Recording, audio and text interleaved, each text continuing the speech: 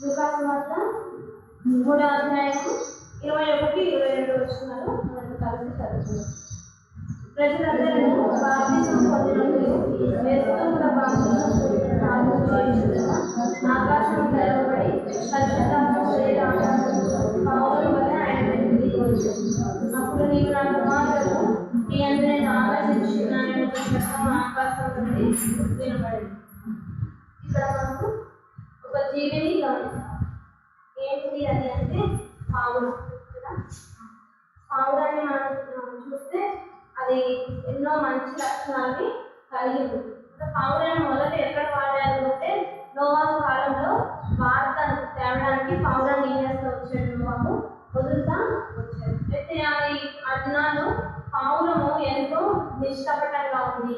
తర్వాత అది ఎంతో ఉపయోగపడతా వచ్చింది. భక్తులైన బిడ్డలకి అది ఎంతో ఉపయోగపడతా వచ్చింది అన్నట్టు మనం ఇక్కడ గమనించవచ్చు. అయితే మరి అసలు పావురము దేనికి సాదృశ్యము అని మనం చూస్తే పావురము మరి పరిశుద్ధాత్మకు సాదృశ్యం. అది ఎంతో పవిత్రమైన జంతువు, దాంట్లో ఎటువంటి కల్మషము ఉండదు అని మనము చూడొచ్చు. అది పావురం అనగానే దాని అర్థం ఏంటి అంటే పరిశుద్ధాత్మ లేకుంటే పవిత్రమైన జంతువు అని మనము చెప్పచ్చు. అయితే ఈ లోకంలో చాలా ఉన్నాయి పవిత్రమైనవి, అందులో ఒకటి ఏది అంటే పావురం. మరి బైబిల్ గ్రంథంలో మొదటిగా వార్త పంపించడానికి లేకుంటే వార్త అందజేయడానికి వాడిన జీవి కూడా పావురమే కదా. అయితే పావురంలో మొదటిగా ఏం లేదు అని మనం గమనించవచ్చు అంటే చేదు అనే లక్షణం తనలో లేదు కదా. ఒకవేళ పావురం కానీ ఆ దినాన నోవాహు కాలంలో వార్త తేడానికి పావురాన్ని బయటకు వదిలినప్పుడు అది ఒకవేళ చెడు వార్త తెచ్చుకుంటే లేకుంటే తేగుడని వార్త తెచ్చుకుంటే ఆ దినము దేవుని బిడ్డలు రక్షించబడేవారు కాదు కదా. నోవాహు ఏం చేస్తా వచ్చాడు, దాన్ని వదిలి వర్షం ఆగిందా లేదా టెస్ట్ చేయడానికి దాన్ని వాడుతూ వచ్చారు. అంతేకాదు పావురాన్ని ఆహారం కూడా వాడుతూ వచ్చారు కదా. పావురం ఏం చేస్తా వచ్చింది అంటే ఆహారాన్ని అందజేస్తా వచ్చింది. అంటే అది మంచి వార్తను చేరదీయడానికి అది ఎంతగానో ఆశపడిందని మనం అనొచ్చు. అయితే దాంట్లో చేదు లేదు. మొదటిగా దాంట్లో ఏం లేదంటే చేదు లేదు. అయితే మనం పరిశుద్ధమైన గ్రంథంలో ఒక స్త్రీని గమనిస్తాం కదా, నయోమి జీవితం మొదటిగా ఎలా ఉంది అంటే చేదు కదా.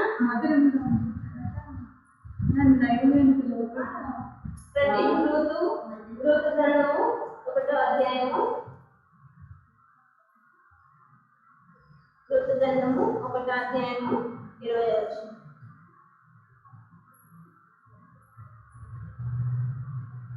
నయోమి బ్రతికి ఉన్న వారికి చచ్చిన వారికి ఉపకారం చేయుట మనవి. ఇతడు యెహోవా చేత ఆశీర్వదించబడిన వాడు కనుక తన కోడలితో మరియు నయోమి ఆ మనుష్యుడు మనకు సమీపస్తుడు అని చెప్పారు. ఇక్కడ ఒక స్త్రీ ఉంది, ఆ స్త్రీ పేరు ఏంటంటే నయోమి. నయోమి జీవితం ముందు ఎలా ఉంది అంటే చేదు కదా. ఆమె జీవితంలో చేదు అనుభవం ఉంది. ఇప్పుడు ఆ చేదు అనుభవం పోయి ఎలా అవ్వాలి అంటే మధురంగా మార్చబడతా వచ్చింది కదా. అయితే రూతు జీవితంలో ఆ చేదు పోవడానికి తను ఎవరి దగ్గరికి వచ్చింది అంటే ప్రభు దగ్గరికి వచ్చింది. అంటే బోయాజు ఎవరికి సాదృశ్యము, దేవునికి సాదృశ్యం. మన జీవితంలో కూడా చేదు అనే లక్షణం పోవాలంటే మనం ఎవరైతే రావాలి అంటే యేసు ప్రభు యొద్దకు రావాలి. మరి నయోమి అలా చేస్తా వచ్చింది. తన జీవితంలో ఒకవేళ మరి ప్రభుని తన ఆశీర్వదించబడే స్థలాన్ని రాకుండా తనకు నచ్చిన స్థలంలోనే తను ఉంటే ఆ చేదు తన జీవితంలో ఉంటా వచ్చేది. కానీ ఆ చేదు తీసివేయబడాలి అంటే ఆమె ఎవరి వద్దకు వచ్చింది అంటే దేవుని దగ్గరికి వచ్చింది. అయితే తన జీవితం చేదుగా ఉంది కానీ తన మనసు చేదు లేదు. తన మనసుకి రోగం రాలే, తన జీవితానికి ఏమొచ్చింది, నష్టం వస్తా వచ్చింది. అయితే తన మనసు ఎలా ఉంది అంటే మధురంగా ఉంది. కానీ దేవుడు ఏం చేస్తా వచ్చాడు, ఆ చేదుని తన జీవితంలో కలిగిన చేదుని కూడా తొలగించడానికి దేవుడు ఇష్టపడతా వచ్చినాడు. అయితే ఈనాడు మన బాహ్య జీవితంలో చేదు కాదు, కానీ మన మనసుకు ఉన్న చేదుని మనం ఏం చేస్తూ రావాలి అంటే దేవుని దగ్గర విడిచిపెడుతూ రావాలి కదా. పావురము తన జీవితంలో చేదు అనే లక్షణము లేదు. తన జీవితం ఎంతో మందికి ఉపయోగపడేదిగా ఉంది. తన జీవితం ఎంతో మధురంగా ఉంది కదా. ఉత్తరాన్ని మరి నోవాహు చెప్పిన వెంటనే మాటకి లోపడతా వచ్చింది, ఎంతో మందికి ఉపయోగపడతా వచ్చింది. మన జీవితంలో కూడా మన మనసుకి ఏమి ఉండద్దు అంటే చేదు ఉండదు. మరి మన మనసుకి చేదు అంటే ఏంటి అంటే అసూయ, ద్వేషం, ఈర్ష్య, కపటం ఇవన్నీ వేడి కిందకి వస్తాయి, చేదు కదా. ఇవన్నీ దేవునికి ఇష్టం లేదు. ఇష్టం లేని దేవునికి ఇష్టం లేని ఏవి మన హృదయంలో ఉన్నా అవి దేని కిందకి వస్తాయి అంటే చేదు కిందకి వస్తాయి. అయితే ఎలా అయితే నయోమి మధురంగా చేయబడతా వచ్చిందో మనము కూడా ఎలా చేయబడాలి అని దేవుని ఆశపడతా ఉన్నాడు అంటే మధురంగా ఉండాలి, మధురంగా జీవించాలని దేవుడు ఆశపడతా ఉన్నాడు. అందుకే ఒకవేళ మన హృదయంలో ఇంతవరకు ఏదైనా చేదు ఉందేమో మనం ఏం చేసి రావాలంటే జ్ఞాన పావులం లాగా దేవుడు మనల్ని కూడా మధురంగా ఉండాలని దేవుడు ఆశపడతా ఉన్నాడు. పావులం ఎలా అయితే మరి చేదు అనే లక్షణం తన జీవితంలో లేదో మన జీవితంలో కూడా పావులం వలె మరి పావులము పరిశుద్ధాత్మకు సాదృశ్యం కదా. ఇప్పుడు దేవుని పరిశుద్ధాత్మ మన మధ్యలో నివసించాలి అంటే మన జీవితంలో ఏం ఉండకూడదు, చేదు ఉండకూడదు. ఒకవేళ చేదు మనలో ఉంటే దేవుడు మన మధ్యలో నివసించడానికి ఇష్టపడడం మనం ఇక్కడ చూడవచ్చు. కాబట్టి మొదటిగా పావురం నుండి మనం ఏం నేర్చుకోవచ్చు అంటే చేదు. ఒకవేళ ఇంతవరకు ఎక్కడైనా మన మనసులో చేదు ఉండవచ్చు. ఆ చేదు మనం ఏం చేస్తున్నామంటే ప్రభా నేను ఫలానా విషయంలో తప్పిపోతా వచ్చాను, లేకుంటే నా మనసు మధురంగా లేదు, నీకు ఇష్టకరంగా నా మనసు లేదు, నా మనసు నువ్వేం చేయను మధురంగా మార్చు, పావురం వలె నా మనసును మార్చు ప్రభా. ఎప్పుడైతే మనం ప్రార్థన చేస్తామో దేవుడు ఏం చేస్తాడు అంటే ఆ పావురానికి ఉన్న మొదటి లక్షణం మనకు కూడా ఇస్తాడు, మనలో కూడా చూడాలని దేవుడు ఆశపడతా ఉంటాడు. అంతేకాదు పావురంలో రెండోదిగా ఏముంది అంటే నిష్కపటమైన మనసు కదా. అందుకే అంటాడు కదా సామెతల గ్రంథంలో పావురం వలె నిష్కపటులై జీవించాలని దేవుడు చెప్పాడు. మరి పావురం నిష్కపటంగా ఉంది. నిష్కపటం అంటే ఏంటి అంటే కపటము లేని జంతువు. ఒకవేళ ఆ పావురము ఆ దినాల్లో నోవాహు మరి బయటికి విడిచిపెట్టడం కానీ ఇది నాకెందుకు, ఈ పని నేను ఎందుకు చేయాలి అని ఒకవేళ కపటమైన మాట తెచ్చుంటే ఆ దినాన నోవాహుకి ఆ పావురం ఉపయోగపడేది కాదు కదా. ఆ జంతువు అసలు ఆ జీవి గురించి పరిశుద్ధమైన గ్రంథంలో రాయబడడానికి ఆస్కారం ఉండేది కాదు. అందుకే పావురంలో రెండో లక్షణం ఏంటిది అంటే అది నిష్కపటంగా ఏం చేస్తా వచ్చిందంటే వార్తను తీసుకొస్తా వచ్చింది, తనలో కపటమైన మనసు లేదు కదా. అయితే పావురం గురించి కొన్ని సందర్భాల్లో బైబిల్ గ్రంథంలో రాయబడతా వచ్చింది, కానీ ఆ పావురం ఆ జీవిలో ఉన్న మంచి లక్షణాలు మనము ధ్యానిస్తా వస్తే రెండోదిగా అది ఎట్లాంటి జీవి అంటే నిష్కపటమైన జీవి. అంటే తన జీవితంలో ఎటువంటి కపటమైన మనసు తనకి లేదు. అందుకే పావురాన్ని దేవుడు పరిశుద్ధాత్మతోటి కొలుస్తా వచ్చాడు. అయితే ఈనాడు మన హృదయం కూడా నిష్కపటంగా ఉందా కదా. ఒకసారి మనం ఏం చేసి రావాలంటే పరీక్షించుకోవాలి. మనం చాలాసార్లు కపటంగా మాట్లాడతాం కదా. మనకు ఒక వ్యక్తి నచ్చకపోయినా ఆ వ్యక్తి ముందు మనం ఏం చేస్తాము అంటే నచ్చినట్టుగా బిహేవ్ చేస్తాం కదా. తన వెనక ఏదో మాట్లాడతాం, తన ఎదురుగా మాత్రము కపటంగా పుట్టిస్తాం. అందుకే దేవుడు అంటా ఉంటాడు. రెండోదిగా నిష్కపటమైన మనసు మన జీవితంలో కూడా ఉండాలి. అందుకే సామెతల గ్రంథంలో దేవుడు అంటా వచ్చాడు, మీరు ఎలా ఉండాలి అంటే పావురం వలె నిష్కపటులై జీవించాలి. అప్పుడే దేవుడు తన పరిశుద్ధాత్మను మన మీద ఉంచుతాడు. మరి ఎప్పుడైతే పరిశుద్ధాత్మ మన మీద ఉంటుందో అప్పుడే దేవుడు మన మధ్యలో సంచారం చేస్తాడు. లేదంటే దేవుడు మన జీవితంలో అద్భుతాలు చేస్తాడు. మన హృదయంలో దేవుడు లేకుండా, లేకుంటే మన మధ్యలో దేవుని ఆత్మ లేకుండా ఆయన కార్యాలు మనము చూడలేము కదా. అందుకే రెండోదిగా మరి పావురంలో ఏముంది అంటే నిష్కపటమైన మనసు కదా. యజమాని చెప్పంగానే అది ఏం చేస్తా వచ్చింది అంటే వెంటనే లోపడతా వచ్చింది, వెళ్ళి అక్కడ ఏదైతే జరిగిందో దాన్ని మాత్రమే తీసుకొచ్చి మరి నోవాహుకు చెప్తా వచ్చింది. అందుకే రెండోదిగా మనలో ఏమి ఉండాలి అంటే నిష్కపటమైన మనసు. మరి ఈ అంత దినాల్లో మనం కూడా మరి దేవుని దగ్గర ఏం చేస్తున్నారంటే ఒప్పుకుంటూ రావాలి. ప్రభా నేను ఎక్కడైనా కపటంగా జీవించాను, నన్ను ఏం చేయి, క్షమించు, నన్ను కూడా ఒక పావురం వలె నిష్కపటమైన జీవిగా నన్ను చేయి అని ఎప్పుడైతే మనం దేవుని సన్నిధిలో ప్రార్థన చేస్తామో అప్పుడు ఆ పావురం అనే పరిశుద్ధాత్మ మన మీద నివసిస్తుంది. లేకుంటే దేవుడు మన మధ్యలో నివసించేవాడిగా ఉన్నాడు. ఒకవేళ మన హృదయం కపటంగా ఉంటే దేవుడు మన హృదయంలో ఉండడు. మన హృదయం ఒకవేళ చేతుగా ఉంటే దేవుడు మన హృదయంలో ఉండడు. ఎందుకు అంటే ఆయనకి పరిశుద్ధంగా జీవించాలంటే ఆయనకి ఇష్టం. పరిశుద్ధులు ఎక్కడ ఉంటారో, పరిశుద్ధత ఎక్కడ ఉంటుందో దేవుడు కూడా అక్కడే ఉంటాడు కదా. ఆయన అపవిత్రమైన చోటు, అపవిత్రమైన స్థలాల్లో దేవుడు ఉండడు. మనం చాలాసార్లు అలా మోసపోతూ ఉంటాం. నేను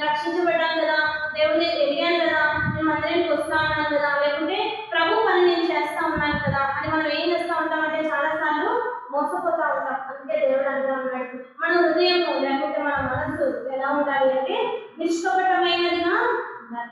పావురం దగ్గర మనం రెండోదిగా ఏం నేర్చుకోవాలంటే ఆ జీవి ఎలా అయితే కపటం లేనిగా ఉందో మనం కూడా పావురం వలె నిష్కపటులుగా ఉండాలని దేవుడు ఆశపడతా ఉన్నాడు. అంతేకాదు పావురం ఎలా ఉంటది? తెల్లగా ఉంటుంది కదా, అది నల్లగా ఉంటుందా? ఉండదు. మరి తెలుపుదనం దేనికి గుర్తు? పరిశుద్ధతకు గుర్తు కదా. మరి యేసు ప్రభు మీద కూడా బాప్తిసం ఇచ్చి యోహాను బాప్తిసం ఇచ్చిన తర్వాత పావురం ఏం చేస్తా వచ్చింది? ప్రభు భుజాల మీద వాళ్తా వచ్చింది. అది దేనికి సాదృశ్యము అంటే ఈయన పరిశుద్ధుడు అని రుజువు చేయడానికి పావురాన్ని దేవుడు ఏం చేస్తా వచ్చాడంటే మేఘాల మీద నుండి తింటా వచ్చాడు, పంపుతా వచ్చాడు. అంటే మన మీద కూడా ఆ పరిశుద్ధాత్మ మన మీద ఉండాలంటే మనం కూడా ఎలా ఉండాలి అంటే పరిశుద్ధత కలిగి జీవించాలి. అంటే తెల్లని హృదయం మన హృదయము ఎలా ఉండాలి అంటే తెల్లగా ఉండాలి. ఆ తెలుపు ఎలా వస్తుంది అంటే మన హృదయంలో చేదు లేకపోతే, మన హృదయం మధురంగా ఉంటే, మన హృదయం నిష్కపటంగా ఉంటే మన హృదయం ఎలా ఉంటుంది? తెల్లగా ఉంటుంది. అప్పుడు మాత్రమే పావురం మన మీదకి వచ్చేదిగా ఉంటుంది. అంటే పరిశుద్ధాత్మ మన మీద వాడేదిగా ఉంటుంది. అందుకే రెండోదిగా అది ఎలాంటి జీవి అంటే నిష్కపటమైన జీవి. మనం కూడా అలా ఉండాలని దేవుడు ఆశపడతా ఉన్నాడు. మన హృదయంలో ఎక్కడ కూడా కపటానికి చోటు ఇవ్వద్దు అని దేవుడు ఆశపడతా ఉన్నాడు. ఒకవేళ ఇంతవరకు అలా చేస్తా వచ్చామేమో, ప్రభు దగ్గరకు వచ్చి ప్రభా నీ సన్నిధికి వచ్చే విషయంలో నేను కపటంగా ఉన్నాను, లేకుంటే నీ బిడ్డల దగ్గర మాట్లాడే విషయంలో నేను ఎలా మాట్లాడుతూ వచ్చాను? చాలా సార్లు కపటంగా ప్రవర్తిస్తూ వచ్చాను, నన్ను క్షమించు అంటే దేవుడు ఏం చేస్తాడు? క్షమిస్తాడు. క్షమించిన వెంటనే తన పరిశుద్ధాత్మ మన హృదయంలోకి దేవుడు పంపించే దేవుడుగా ఉంటాడు. పరిశుద్ధాత్మ మన మధ్యలో సంచరించేదిగా ఉంటుంది, మన హృదయంలో నివసించేదిగా ఉంటుంది. అంతేకాదు రండి, మొదటి సమూయేలు గ్రంథము 18వ అధ్యాయము 9వ వచనం. మొదటి సమూయేలు 18.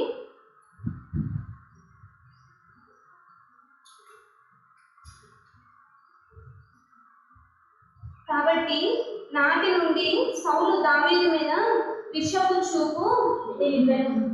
ఎవరి మీద విషపు చూపు నిలిపాడంట? సౌలు దావీదు మీద. అంటే తన చూపు ఎలా లేదు? సరిగ్గా లేదు. అంటే నిష్కపటం అంటే జాలి గల మనసు మనకి ఉండాలి కదా. సౌలు అయితే ఏం చేస్తా వచ్చాడు? దావీదు మీద విషపు చూపు అంటే కోపం ఉంచడమో లేకపోతే కక్ష ఉంచడమో మనము అనుకోవచ్చు. అయితే మన హృదయంలో ఈ లక్షణం ఉండొద్దు అని దేవుడు మనకి సౌలుని దావీదుని జ్ఞాపకం చేస్తూ ఉన్నాడు. ఒకవేళ మనం కూడా ఎవరి పక్షాన అయినా విషపు చూపు చూస్తూ ఉన్నామేమో, ఎవరి మీద కోపంగా లేకుంటే మన పనులు తీర్చుకోవడానికి చూస్తూ ఉన్నామేమో, అంటే దేవుడు జ్ఞాపకం చేస్తూ ఉన్నాడు. ఈ సౌలు వలె మనము ఉండకూడదు. ఈ సౌలు విషపు చూపు దావీదు మీద చూపుతా వచ్చాడు. అయితే మన జీవితంలో ఆ లక్ష్యం ఉండకూడదు అని దేవుడు మనకి జ్ఞాపకం చేస్తా ఉన్నాడు. నిష్కపటమైన మనస్సు లేదా జాలి గల మనస్సు మనకి ఉండాలి కదా. మరి ఈ సందర్భంలో ఒకవేళ సౌలు దావీదు మీద జాలి పడుంటే, లేకుంటే సౌలు దావీదు మీద మంచి మనసుతో తనకి సహాయం చేస్తుంటే దేవుడు ఇలా రాసేవాడు కాదు. కానీ సౌలు ఏం చేస్తా వచ్చాడు? కపటంగా తన హృదయంలో ఉన్న కపటం మొత్తాన్ని ఏం చేస్తా వచ్చాడంటే తన చూపు ద్వారా, విషపు చూపు ద్వారా దావీదు మీద కనపరుస్తూ వచ్చాడు. అయితే మన జీవితంలో ఈ లక్షణం మన జీవితంలో ఉండకూడదని దేవుడు సౌలుని దావీదుని జ్ఞాపకం చేస్తూ ఉన్నాడు. ఒకవేళ ఇంతవరకు సౌలులాగా మనం ఎవరి పట్లైనా ప్రవర్తించుంటే మనం ఏం చేస్తున్నామని దేవుడి సన్నిధిలో ఒప్పుకోవాలి, విడిచిపెట్టిన తర్వాత నిష్కపటంగా మనం దేవుడి సన్నిధిలో ఏం చేస్తున్నారంటే ప్రార్థన చేస్తున్నావాలి.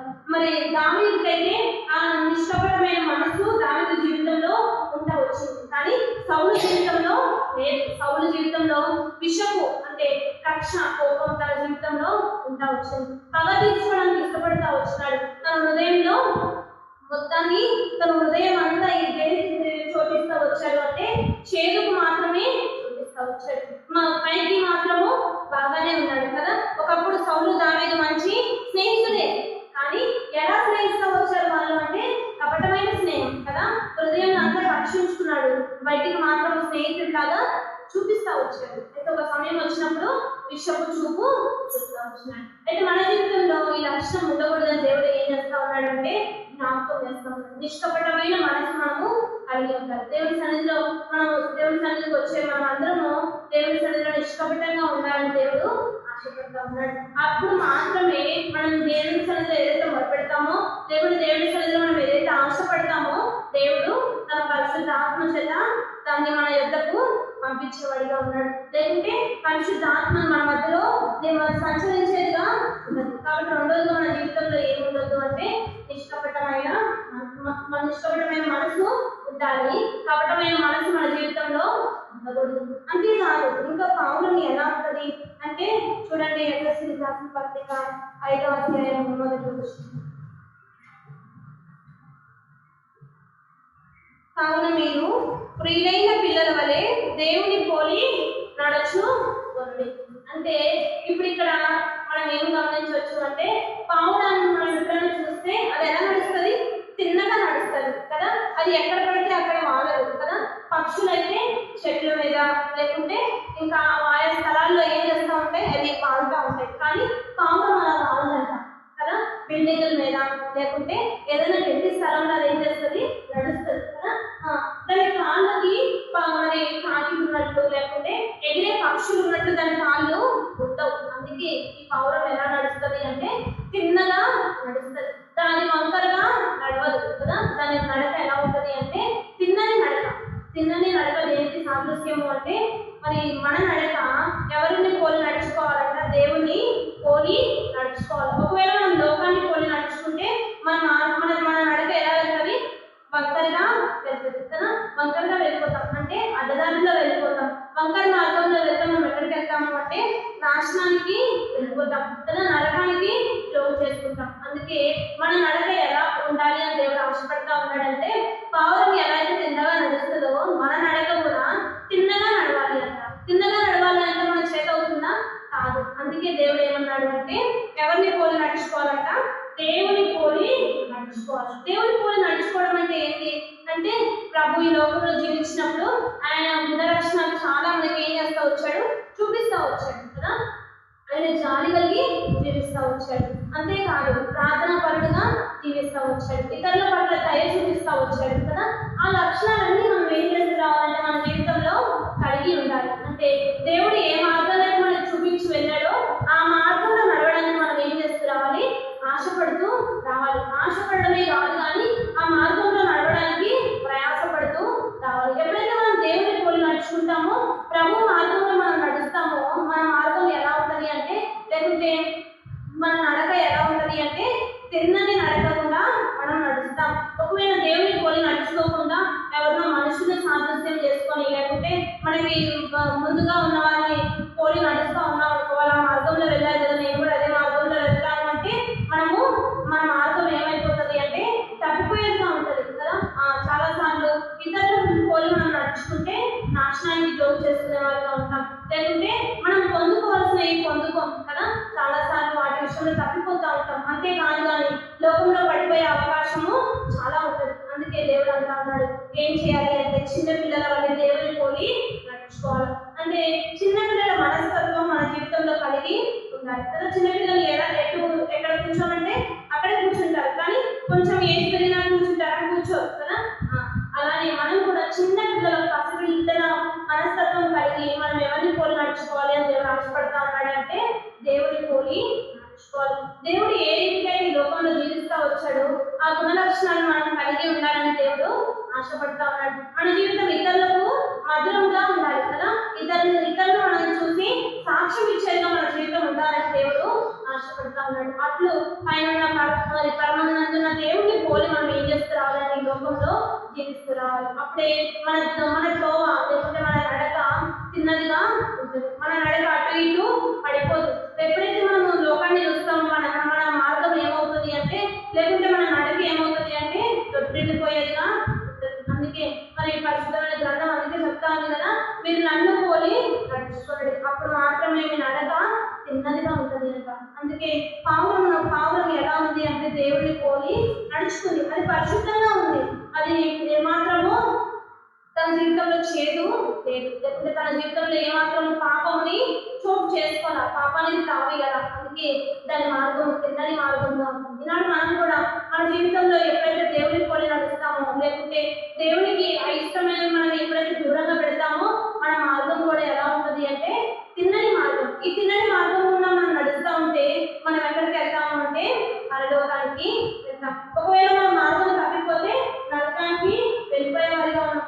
లోకంలో జీవించే మనము ఈ అంత దినాల్లో మనం ఏం చేస్తూ రావాలంటే మన మన మన జీవితాన్ని మనం ఏం చేస్తూ రావాలా, కాపాడుకుంటూ రావాలి. మన రక్షణను మనము కాపాడుకుంటూ రావాలి. ఒకవేళ రక్షణలో ఎక్కడైనా పడిపోయినా, లేకుంటే మన ఆత్మీయ జీవితంలో ఎక్కడైనా తొట్టిల్లిపోయినప్పుడు మన మార్గము తొట్టిల్లిపోయేదిగా ఉంటుంది. ఈ తిన్నని మార్గం నుండి మనం డైవర్ట్ అయిపోయేవారిగా ఉంటాం. అందుకే ఈ మన రక్షణను మనం జాగ్రత్తగా కాపాడుకోవాలి. అంత దినాలు మరి ఇతరులను చూసి ఎవరినో చూసి రాదు, కానీ ఎవరికి వారం మన రక్షణ మనం ఏం చేస్తున్నామంటే గట్టిగా పట్టుకోవాలి. గట్టిగా పట్టుకున్నప్పుడే ఆ తిన్నని మార్గంలో మనకి ప్రవేశము ఉంటుంది, లేకుంటే మన త్రోవ తప్పిపోయేలా ఉంటుంది. కాబట్టి అంత దినాల్లో మనం జ్ఞాపకం చేసుకోవాల్సింది ఏంటంటే ఈ తిన్నని త్రోవ గుండా, లేకుంటే తిన్నని నడక నేను నడవాలి అంటే మనలో ఏముండదు, చేదు ఉండదు. మనలో ఎటువంటి పాపానికి త్రోవ ఇవ్వకూడదు. లేకుంటే నిష్కపటమైన మన జీవితంలో నిష్కపటమైన మనసు కలిగి ఉండాలి.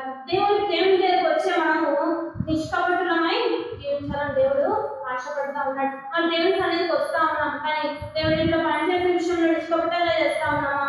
దేవుని బిడ్డలకు ఆదిత్యం ఇచ్చే విషయంలో నిష్కపటంగా చేస్తా ఉన్నామా? లేకుంటే దేవుని ఏదైనా సరే దేవుని ఆత్మీయమైన విషయంలో ఎక్కడైనా కపటంగా ఉన్నామేమో మనం ఏం చేస్తున్నారంటే పరీక్షించుకోవాలి. ప్రభా, ఇంతవరకు నేను కపటంతో ఎవరో మనుషులు ఎలా అనుకుంటారనో, లేకుంటే ఇలా చేయకపోతే ఇలా అవుతుందని నేను ఏం చేస్తా వచ్చాను, కపటంగా నీ పని చేస్తా వచ్చాను అని మనం ఏం చేస్తున్నారంటే దేవుని సన్నిధిలో ఒప్పుకోవాలి. ఎప్పుడైతే అలా ఒప్పుకుంటామో దేవుడు తన తిన్నని మార్గంలో మనల్ని నడిపించేవాడిగా ఉంటాడు. ఆయనకి ఇష్టమైన మార్గంలో మనం ఎప్పుడైతే నడుస్తామో మనకి పరలోకం ఉంది. లేకుంటే మనం ఎంత మందిరానికి వచ్చినా, ఎంత ఆత్మీయంగా ఉన్నా ఆ మార్గంలో మనం వెళ్ళకపోతే ఒకరోజు ఎక్కడికి వెళ్ళాలి, నరకానికి వెళ్ళవలసిన వారిగా ఉన్నాం. అందుకే ఈ పౌరం ఎటువంటిది అంటే మూడోదిన మరి తిన్నని నడక నడిచిన పౌరం. ఇది ఎటువంటి తప్పుడు మార్గాల్లో వెళ్ళరా, అట్లానే మనం కూడా ఏం చేస్తున్నామంటే దేవుని దగ్గర నిష్కపటంగా జీవిస్తూ తిన్నని మార్గంలో నడవాలని దేవుడు ఆశపడతా ఉన్నాడు. అంతేకాదు నాలుగోదిన ఇది ఏం చేస్తుంది అంటే చూడండి, శ్రేష్టమైన ఆహారము తింటదంట. పౌరం ఎటువంటి ఏ ఆహారం పడిన ఆహారం తింటదా? తినదు. శ్రేష్టమైన ఆహారము తింటది. మరి శ్రేష్టమైన ఆహారం అంటే మన జీవితంలో దేనికి సాదృశ్యము అంటే దేవుని వాక్యానికి సాదృశ్యం కదా. మన ఆత్మీయ జీవితానికి దేవుని వాక్యమే శ్రేష్టమైన ఆహారం. రండి, ఎస్కేల్ గ్రంథము 3వ అధ్యాయము 3వ వచనం. ఎస్కేల్ గ్రంథము 3వ అధ్యాయము 3వ వచనం. నరపుత్రుడా, నేను ఇచ్చుచున్న ఈ గ్రంథమును ఆహారంగా తీసుకొని దానితో నీ కడుపు నింపుకొను. నాతో సెలవీయగా నేను దాన్ని భక్షించుకుని అది నా నోటికి తేనె వలె మధురంగా ఉండేది. దేన్ని తీసుకోవాలంట? ఈ గ్రంథాన్ని జీవాహారంగా మనం ఏం చేస్తున్నామని అనుదినము ఆహారంగా తీసుకోవాలి. అంటే అనుదినము ఈ వాక్యాన్ని మనం ఏం చేసుకురావాలంట? చదవాలి. దీంట్లో ఉన్న ఈ మధురమైన మాటల్ని తేనె వల్లే మనం ఏం చేసుకురావాలి? స్వీకరించాలి కదా. తేనె ఎంతో మధురంగా ఉంటుంది కదా, దేవుని వాక్యం కూడా ఎంతో మధురం కదా. ఈ మధురమైన వాక్యాన్ని మనం ఏం చేసుకురావాలి అంటే అనుదినము చదువుతూ రావాలి. ఇదే మనకి శ్రేష్టమైన ఆహారం కదా. ఈ పావురము శ్రేష్టమైన ఆహారము భుజించేదిగా ఉంది. మన జీవితంలో కూడా ఇది అనుదినము తింటది కదా. ఆ శ్రేష్టమైన ఆహారాన్ని పావురం రోజు భుజిస్తారు. మనం కూడా ఇది మరి దివ్య వాక్యాన్ని లేకుంటే జీవ గ్రంథాన్ని మనం ఏం చేస్తూ రావాలంటే అనుదినము భుజించాలి. అనుదినము ఈ ఆహారాన్ని ఆత్మీయంగా నేను ఏం చేసుకుంటూ రావాలి అంటే తీసుకుంటూ రావాలి. ఎప్పుడైతే మనము ఈ ఆహారాన్ని తీసుకుంటామో మనం ఎలా ఉంటాము? బలంగా ఉంటాం. అందుకే ఈ మన పావురము ఎలా అయితే ఏ ఆహారం పడితే ఆహారం తీసుకోదో మన జీవితంలో కూడా ఎలా పడితే అలా జీవించకుండా ఈ జీవ గ్రంథాన్ని మనం ఏం చేస్తూ రావాలి? ఈ శ్రేష్టమైన గ్రంథాన్ని భుజించడానికి ఇష్టపడుతూ రావాలి. అంటే అనుదినం ఈ గ్రంథాన్ని మనం ఏం చేస్తూ రావాలంటే చదువుతూ రావాలి. ఎప్పుడైతే ఈ శ్రేష్టమైన ఆహారాన్ని మనం తీసుకుంటామో మన హృదయంలోకి పాపానికి తోవ ఉండదు, లేకుంటే మన హృదయంలో పాపము చోటు చేసుకోదు. ఆటోమేటిక్ గా దేవునికి ఇష్టమైన మార్గంలో ఆ తిన్నని మార్గంలో మనము నడిచేవారిగా ఉంటాం. అంతేకాదు బైబిల్ ఒకటి మాత్రమే చదివితే సరిపోతుంది కాదు. రండి, యోహాను సువార్త 6వ అధ్యాయం 51వ వచనం. ఈ ఆహారం ఏం ఆహారం అంటాము? యోహాను సువార్త 6వ అధ్యాయము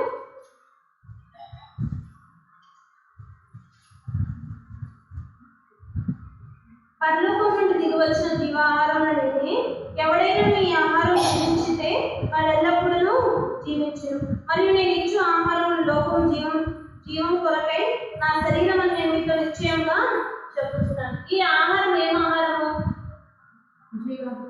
జీవాహారం. సరే,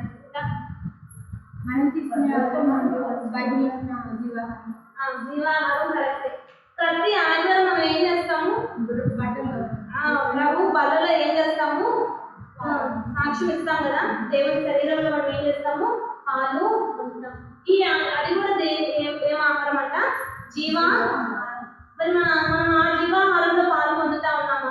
అదే మనకి మన ఆత్మీయమైన జీవితానికి ఎంతో బలం ఇస్తుంది, ఎంతో శక్తిని ఇస్తుంది. కాబట్టి ఈ శ్రేష్టమైన ఆహారాన్ని మనం ఎంతమంది తీసుకుంటా ఉన్నాం?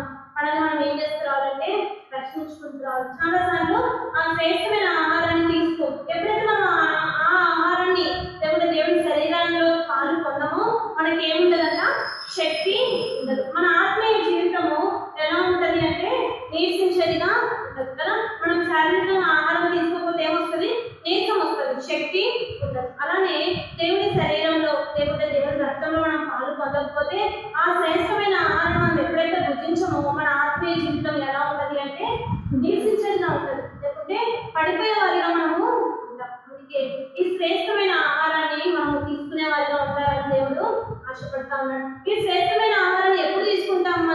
మనం పవిత్రంగా ఉంటే, మనము సరిగ్గా నడిస్తేనే దేవుడి మా శరీరంలో మనము పాలు పొందడానికి ఇష్టపడతాం కదా.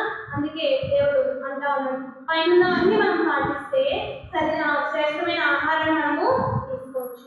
ఆ శ్రేష్టమైన ఆహారాన్ని తీసుకున్నప్పుడే మనలో శక్తి ఉంటుంది, దేవుడి శక్తి మనలో ఉంటుంది. కాబట్టి ఈనాడు మరి పౌలము ఏం చేస్తా ఉంది అంటే శ్రేష్టమైన ఆహారాన్ని బోధిస్తా ఉంది. నాలుగోదిగా మనం కూడా 4వ లక్షణం కలిగి ఉండాలని దేవుడు ఆశపడతా ఉన్నాడు. ఈ జీవాహారం అనే వాక్యాన్ని లేకుంటే దేవుని శరీరం అనే మరి శరీరాన్ని మనం ఏం చేస్తూ రావాలి అంటే భుజిస్తూ రావాలి. అప్పుడే మనలో శక్తి ఉంటుంది, మనలో దేవుని పరిశుద్ధాత్మ సంచరించేదిగా ఉంటుంది. ఎప్పుడైతే మనం బాప్తిజం తీసుకుంటామో దేవుని శరీరంలో చేయి వేస్తామో మన మీద రెండంతల ఆత్మ ఉంటుంది కదా.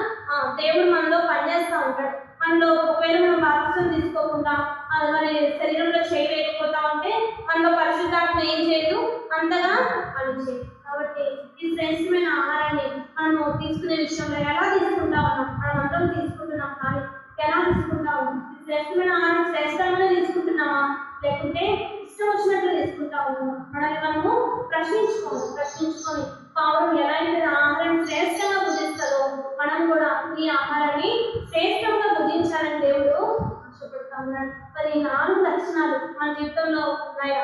పౌరం వల్ల ఈ 4 ఉంటేనే మన జీవితము తెల్లగా ఉంటుంది, మన జీవితము పరిశుద్ధంగా ఉంటుంది. అంతేకాదు ఇంకా ఏం చేస్తుంది పౌరము అంటే, రండి అపోస్తుల కార్యాలు 2వ అధ్యాయము 42వ వచనం.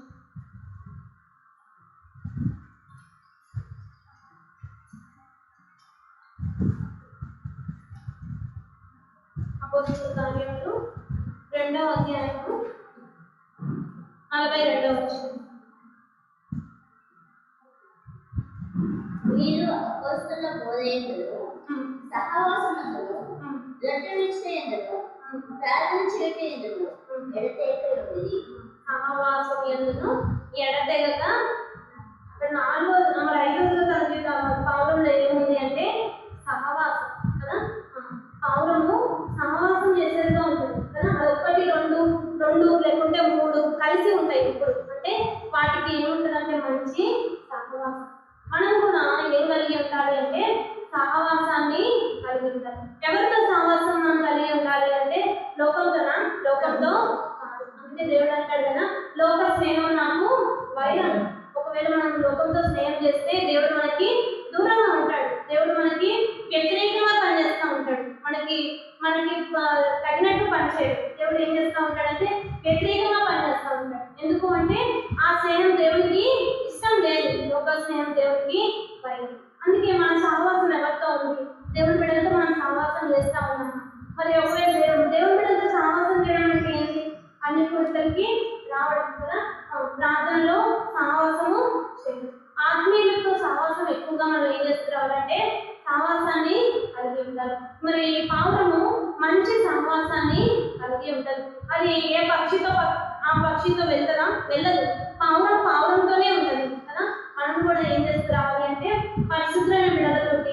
ఆత్మీయమైన బిడ్డలతోటి మన సహవాసాన్ని కలిగి ఉండాలి. అప్పుడు మాత్రమే దేవుడు మన మధ్యలో సంచరించేవాడిగా ఉన్నాడు. మనకు అలా కాకుండా లోకంతో స్నేహం చేస్తే దేవుడు మనకి వైరి కదా, మనకి విరుద్ధంగా పనిచేస్తాడు. దేవుడు మనల్ని ఇష్టపడడు, దేవుడు మనల్ని ఆశీర్వదించాడు. మనం అనుకుంటాం చాలాసార్లు నాకంటే లోకంలో ఉన్నవారే ఉన్నతంగా ఉన్నారు కదా అని మనం అనుకుంటాం. కానీ అది ఈ లోకం వరకే కదా. మనం ఏ లోకంలో ఉన్న ఆశీర్వాదాల కొరకు వాళ్ళతో సహవాసం చేస్తే పరలోకంలో దేవుడు మనకి ఏమవుతాడు? వైర్ అవుతాడు. ఖచ్చితంగా దేవుడు మనల్ని ఏం చేస్తాడంటే దూరం పెడతాడు. అందుకే ఈ పావురం వలె మనం కూడా ఏం చేస్తున్నావాలి అంటే పరిశుద్ధులైన బిడ్డలతోటి ఎక్కువగా సహవాసాన్ని కలిగి ఉండాలి. లేకుంటే దేవుడి మందిరంతో ఎక్కువగా సహవాసం కలిగి ఉండాలి కదా. మందిరంలో చాలా పనులు ఉంటాయి, లేకుంటే మీటింగ్స్ ఉంటాయి. వాటన్నిటిలో మనం ఏం చేస్తున్నామని సహవాసాన్ని కలిగి ఉండాలి. సో ఎప్పుడైతే మనం అట్లా సహవాసం చేస్తామో మనం ఆత్మీయంగా వర్ధిల్లే వారిగా ఉంటాం. మనలో పాపానికి చోటు రాదు. ఎప్పుడైతే మనం లోకంతో స్నేహం చేస్తామో లోక అలవాట్లన్నీ మనకి వచ్చేస్తాయి. లోకంలో ఆచారాలన్నీ పాటించడానికి మనము వెళ్ళిపోవాల్సి వస్తుంది సమయం వచ్చినప్పుడు. అందుకే లోక స్నేహం దేవుడితో వైరం. అందుకే దేవుడితో మనం ఏం చేస్తున్నారంటే సహవాసాన్ని కలిగి ఉండాలి. అంతేకాదు కీర్తనల గ్రంథం 133వ అధ్యాయము మొదటి వచనం. కీర్తనల గ్రంథము 133వ అధ్యాయము మొదటి వచనం. సహోదరులు ఐక్యత కలిగి నివసించుట ఎంత మేలు, ఎంత మనోహరం కదా. సహోదరులు ఎలా ఉండాలంట? ఐక్యత అంటే ఐక్యత కలిగి ఉండాలి కదా. పావురాలు ఐక్యతగా ఉంటాయంట కదా. ఒక పావురాన్ని మనం కొట్టామనుకో చుట్టూ ఉన్న పావురాలన్నీ ఏం చేస్తాయి? వచ్చేస్తాయి. అంటే వాటికి ఏముంది? ఐక్యత ఉంది. మనలో ఐక్యత ఉందా? లేదు కదా. ఈ దినాల్లో ఆత్మీయంగా మనం అనుకుంటున్నాం ఆత్మీయంగా ఉన్నామని, కానీ మన జీవితంలో ఏం లేదు, ఐక్యత లేదు. అందుకే ఈ లక్షణం మనలో కలిగి ఉండాలి కదా. మరి ఐదోదిగా సహవాసము కలిగి ఉండాలి. సహవాసంలో ఐక్యత మన జీవితంలో ఉండాలి. కుటుంబంలో అయినా లేకుంటే సంఘంలో అయినా మనకి ఎలా ఉండాలి అంట? ఐక్యత కలిగి ఉండాలి. ఎవరైతే ఐక్యతగా ఉంటారో వాళ్ళ మధ్య గొడవలు వచ్చి ఏమవుతాయి? మళ్ళీ తక్కువ ఉంటాయి. ఐక్యత లేకపోతే పెద్దగా అయిపోతుంది కదా. అందుకే ఐక్యత చాలా ముఖ్యం. పావురాలు ఎలా ఉన్నాయంట? ఐక్యత కలిగి ఆ పావురంలో ఉన్న లక్షణము మనలో కూడా ఉండాలని, మన సంఘాల్లో ఉండాలని దేవుడు ఏం చేస్తా ఉన్నాడు అంటే మనము ఆశపడతా ఉన్నాడు. ఎప్పుడైతే మనం అట్లా ఐక్యతగా ఉంటామో దేవుడు మన మధ్య నివసించేవాడిగా ఉంటాడు. ఆయన పరిశుద్ధ ఆత్మ మన మధ్య సంచరించేదిగా ఉంటుంది. ఒకవేళ మన మధ్యలో ఉన్న ఐక్యత లేకుండా సహవాసం లేకపోతే దేవుడు మన మధ్యలో ఉండడు. దేవుడు మన మధ్య నుండి వెళ్ళిపోయేవాడిగా ఉంటాడు. దేవుడికి పరిశుద్ధత అంటే చాలా ఇష్టం. అందుకే దేవుడు ఎక్కడ పవిత్రత ఉంటుందో అక్కడే దేవుడు ఉంటాడు. అందుకే ఎక్కడ గొడవలు ఉంటే దేవుడు అక్కడ ఉంటాడు. అందుకే మనం ఎలా ఉండాలని దేవుడు ఆశపడతా ఉన్నాడు అంటే ఐక్యత కలిగి మరి దేవుని బిడ్డలతో సహవాసం చేసేవారిగా, మనందరం కలిసి ప్రభుత్వ సహవాసం చేసేవారిగా ఉండాలి కదా. సహవాసం అంటే ఏదో అందరం కలిసి ఉండడమా కాదు. అందరం కలిసి సహవాసంగా మరి దేవుడి సన్నిధిలో నడపడం, దేవుడి సన్నిధిలో ఐక్యత కలిగి. అందుకే అంటాడు కదా, మరి లోకంలో మీరు ఏది బంధిస్తారో పరమాణులు బంధించబడదు. ఒకరు బంధిస్తే బంధించబడుతుందా? కాదు. సంఘం అందరం కలిసి ఐక్యతతో దేన్ని బంధిస్తారో దేవుడు పరమాణు కూడా దాన్ని బంధించేవాడిగా ఉన్నాడు. అంటే ఐక్యతలో ఎంతో శక్తి ఉంది. అందుకే మరి మనం కూడా ఎలా ఉండాలి అంటే ఐక్యత కలిగి ఉండాలని దేవుడు ఆశపడతా ఉన్నాడు. సహవాసంలో నిలిచి ఉండాలి. సహవాసం నుండి వెళ్ళిపోకూడదు. సహవాసాన్ని వదిలి మనం దూరంగా వెళ్తే ఏముండదు అంటే పరిశుద్ధాత్మ ఉండదు, లేకుంటే ఆత్మీయమైన బలం మనలో ఉండదు. కాబట్టి 5 లక్షణం మనలో ఉండాలని దేవుడు ఆశపడతా ఉన్నాడు. అంతేకాదు ఈ పావురం ఏం చేస్తా వచ్చింది అని మనం చూస్తే అది మరి ఉత్తరాలు తీసుకెళ్తా వచ్చింది. అంటే మంచి వార్త కదా. మరి వార్త దేనికి సాదృశ్యం అంటే లెటర్ కదా. ఈ దినాల్లో మరి వార్త దేనికి సాదృశ్యం అంటే మంచి వార్త, సువార్త కదా.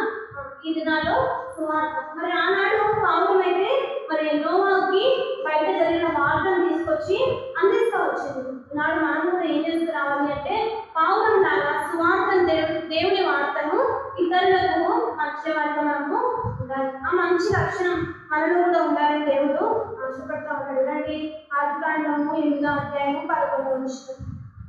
ఆదికాండము 8వ అధ్యాయము సాయంకాలం అది అతని ఎదుకు వచ్చినప్పుడు త్రుంచబడిన ఒలివ చెట్టు ఆకు దాని నోట ఉండేది కనుక నీళ్లు భూమి మీద నుండి తగ్గిపోయినని నోహుకు తెలిపాడు. అది ఏం చేస్తా వచ్చింది, ఒక ఆకుని తీసుకొస్తా వచ్చింది. అంటే నోవాకి వార్తను అందజేస్తా వచ్చింది కదా. ఆ ఆకు ఈనాడు మనకి దేనికి సాదృశ్యం అంటే సువార్త, లేకుంటే సువార్త పత్రిక. మనం కూడా ఏం చేస్తూ రావాలి అంటే సువార్తను ఇతరులకు అందజేయాలి. మంచి వార్తను ప్రభువుని గురించి మనం ప్రకటించే వారిగా మనము ఉండాలి. ఈ పౌరంలో ఆ లక్షణము ఉంది కదా. దాన్ని ఏం చేస్తా వచ్చిందంటే ఆకును తీసుకొచ్చి నోవాకి వచ్చింది. దాన్ని బట్టే నోవా బయట వర్షం తగ్గిపోయిందని గుర్తిస్తా వచ్చింది. మనం కూడా ఈనాడు ఈ సువార్తను ఇతరులకు మనం అందజేసినప్పుడు మరి మంచి వార్తను మనం ఇతరులకు బోధించినప్పుడు ఇతరులు దేవుని వైపుకి ఆకర్షించబడేవారుగా ఉంటారు. ఒకవేళ మనం చెప్పకపోతే వారికి తెలుసుగా తెలియదు కదా. ఆనాడు ఒకవేళ పౌరం ఒకవేళ మంచి వార్తను తీసుకొచ్చి నోవాకు చెప్పకపోతే తెలుసుదా నోవాకి? తెలియదు. మనం కూడా అంతే. మనం కూడా ఇతరులకి అన్యులకి మన తిరుగు పొరుగున వారికి మనం ఏం చేస్తున్నామంటే ఈ మంచి వార్తను పంచేవారిగా ఉండాలి. ఇది మంచి వార్తను ప్రకటించే వారిగా మనం ఉండాలని దేవుడు ఆశపడతా ఉన్నాడు. చూడండి 1 కొరింథీ 9:16. 1 కొరింథీ 9. నేను సువార్తను ప్రకటించున్నాను, నాకు అతిశయకారణము లేదు. సువార్తను ప్రకటింపవలసిన భారము నా మీద మోపబడి ఉన్నది. అయ్యో, నేను సువార్తను ప్రకటింపకపోయిన ఎడల నాకు శ్రమ. ఇది సువార్తను ప్రకటించకపోతే మనకి ఏంటంట? శ్రమ కదా. అన్నాడు అపోస్తలుడైన పౌలు చేస్తా వచ్చాడు కాబట్టి మనకి చెప్తున్నాడు. ఈ దినాల్లో మనం కూడా ఏం చేస్తున్నామని అంటే ప్రభు వార్తను లేకుంటే ప్రభు సువార్తను మనం ఏం చేస్తున్నామంటే ఇతరులకి ప్రకటించే వారిగా ఉండాలి. అది మన అందరినీ వంతు కదా. రక్షించబడిన వారు అందరి మీద ఆ బాధ్యత మోపబడతా వచ్చింది. ఒకవేళ మనం అలా చేయలేదనుకో మనకి ఏంటిదంట? శ్రమ కదా. మన వంతు మనం కృషి చేయకుండా వాళ్ళు రక్షించబడలేదు అంటే అది ఎవరికి శ్రమ అంట? మనకే శ్రమ. ఒకవేళ మనం చెప్పినంత కూడా వాళ్ళు ఒకవేళ వార్తను పెడచెవిన పెడితే లేకుంటే దేవుడు వారు గుర్తించకపోతే వారి లెక్క వారు చెప్తారు. కానీ మన వంతు కృషి మనం ఏం చేస్తూ రావాలి అంటే ప్రభు వార్తను లేకుంటే సువార్తను ప్రకటించే వారిగా మనము. స్త్రీలు గొప్ప సైన్యం అన్నాడు కానీ పురుషులు గొప్ప సైన్యం అన్నాడు దేవుడు. అందుకే ప్రకటించే గొప్ప సైన్యం. అందుకే ఏ మందిరాల్లో చూసినా స్త్రీలు ఎక్కువ ఉంటారు, పురుషులు తక్కువ ఉంటారు కదా. ఎక్కడో ఒక దగ్గర పురుషులు ఎక్కువ ఉంటారు కానీ స్త్రీలే ఎక్కువగా ఉంటారు. స్త్రీలు మందిరం అంతా నిండిపోతే పురుషులు పావు కూడా ఉంటారు. అందుకే రాయబడతా వచ్చింది ప్రకటించు స్త్రీలు గొప్ప సైన్యం. మనం కూడా ఎలా ఉండాలని దేవుడు ఆశపడతా ఉన్నాడంటే ప్రకటించే స్త్రీలుగా ఆ గొప్ప సైన్యంగా మనము ఉండాలి కదా. ఈ పౌరం వల్ల మనం కూడా ఏం చేస్తూ రావాలంటే ప్రభు సువార్తను లేకుంటే ప్రభు వార్తను ఈ మంచి వార్తను అనేక మందికి పంచేవారిగా మనం ఉండాలని దేవుడు ఇది నా ఆశపడతా ఉన్నాడు. అందుకే మనం ఏం చేస్తూ వచ్చినట్టు ఒక సైన్యంగా చేస్తూ వచ్చాడు. లేకుంటే మనల్ని చిన్నగా చేసి పురుషుల్ని పెద్ద సైన్యంగా చేయడానికి కానీ దేవుడు ఏం చేస్తూ వచ్చాడు? స్త్రీలనే గొప్ప సైన్యంగా చేశాడు. అందుకే స్త్రీల మీద ఎక్కువ బాధ్యత ఉంది. ఏ విషయం అంటే ప్రభుని ప్రకటించే విషయం ఎవరి మీద ఎక్కువ బాధ్యత పెట్టాడంటే దేవుడు స్త్రీల మీద పెట్టాడు. కాబట్టి మనం ఏం చేస్తూ రావాలంటే సువార్తను ప్రకటించే వారిగా ఉండాలి. ప్రభు వార్తను ఇతరులకు పంచే వారిగా ఉండాలి. కాబట్టి ఈ 6 లక్షణం పౌరం నుండి మనం నేర్చుకోవచ్చు. రండి చివరిగా ఇంకొకటి చూసుకొని నేర్చుకుంటాం. ఫిబ్రవరి రాసిన పత్రిక 9వ అధ్యాయము 22వ వచనం. ఫిబ్రవరి రాసిన పత్రిక 9వ అధ్యాయము. మరియు ధర్మశాస్త్ర ప్రకారము సమస్త వస్తువులు రక్తము చేత శుద్ధి చేయబడినది బడుననియు రక్తము చిందింపకుండా పాపక్షమాపణ కలగదనియు సామాన్యంగా చెప్పవచ్చు. పరలోకమందున్న ధర్మశాస్త్ర ప్రకారము ఏమి చిందించబడాలంట? రక్తం చిందించబడాలి. అయితే ఈ 7వ లక్షణం ఏంటిది అంటే పౌరాన్ని వారి పాత నిబంధనలు ఏం చేస్తూ వచ్చారంటే ఆ రక్తాన్ని చిందించేవారు కదా. ఏదో ఒక జీవి రక్తం చిందిస్తేనే పాపానికి క్షమాపణ అని వారు అక్కడ నమ్ముతూ వచ్చేవారు. కానీ ఇప్పుడు చూడండి 1 యోహాను రాసిన పత్రిక 1వ అధ్యాయము 7వ వచనం. 1 యోహాను 1వ అధ్యాయము. ఆయన వెలుగులో ఉన్న ప్రకారము మనము వెలుగులో నడిచిన ఎడల మనము అన్యోన్య సహవాసం గలవారమై ఉండుము. అప్పుడు ఆయన కుమారుడైన యేసు రక్తము ప్రతి పాపము నుండి మనల్ని పవిత్రులుగా చేయను. మనం అంతేకాదు హెబ్రీయులకు రాసిన పత్రిక 10వ అధ్యాయము 3 నుండి 6 వరకు.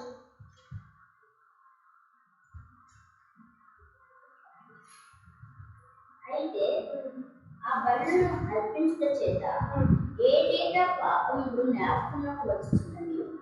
ఏదైనా ఎడ్లయు మేకల రక్తము పాపములను తీసివేయట అసాధ్యము. కాబట్టి ఆయన ఈ లోకమును ప్రవేశించినప్పుడు ఇలా చెప్తున్నాడు, మరియు అల్పనీయుని కోరలేదు కానీ నాకు ఒక శరీరంలో అమర్చింది. అవునము గమనిస్తాం. పాత నిబంధనలో రక్తం చిందించితేనే పాప క్షమాపణ కదా. అయితే పాత నిబంధన కాలం ధర్మశాస్త్ర కాలంలో ఆయా జీవులు రక్తాన్ని ఏం చేస్తా వచ్చేవారు? పావురాన్ని, మేకని, మరి వీటన్నిటిని ఏం చేస్తా వచ్చేవారు అంటే బలి ఇచ్చి రక్తాన్ని చిందించి వాళ్ళు దేవుని దగ్గర బలిగా అర్పించేవారు. అంటే అలా వాళ్ళు నమ్మేవారు. కానీ ఈ దినము లేకుంటే ఈ కాలంలో ప్రభు ఏం చేస్తా వచ్చాడు?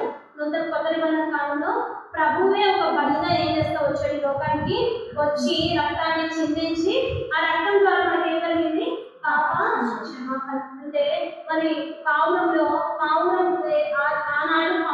యొక్క రక్తము పాపాన్ని క్షమించడానికి ఉపయోగించేవాడు. కానీ ఈనాడు దేవుడే మన కొరకు ఏం చేస్తా వచ్చాడు? రక్తాన్ని చిందించి మన పాపాన్ని కడగడానికి ఇష్టపడతా వచ్చాడు. కాబట్టి మనం ఏం చేస్తూ రావాలి అంటే మరి పావురం అంటే దేవుని దగ్గరకు మనం వచ్చి ఏం చేస్తారంటే, ప్రభా నేను ఇంతవరకు ఏం చేస్తా వచ్చాను?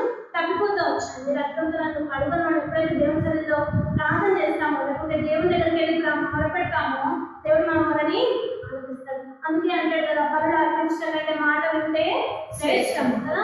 అలాంటి బలులు అర్పిస్తా వచ్చారు కానీ ఉపయోగం ఉందా? లేదు కదా ప్రభు. కానీ ఈనాడు బలులు దేవుడు కోరడం లేదు. కానీ మనమే ఏం చేస్తున్నాం? దేవుని దగ్గరికి వచ్చి ఒప్పుకునే వాళ్ళగా ఉండాలి. లేకుంటే దేవుని సన్నిధిలో మొరపెట్టే వాళ్ళగా ఉండాలని దేవుడు ఆశపడతాడు. ఎప్పుడైతే మనం అలా చేస్తామో ప్రభు రక్తాన్ని మన మీద ఏం చేస్తాడు? ప్రోక్షిస్తాడు. కాబట్టి మనం కూడా ఈ పావురం లాగా మరి ఇలా చేస్తూ వచ్చింది. కాబట్టి ఆ పావురం ఎలా ఉంది అంటే పరిశుద్ధంగా ఉంది, పరిశుద్ధాత్మకు సాదృశ్యంగా ఉంది.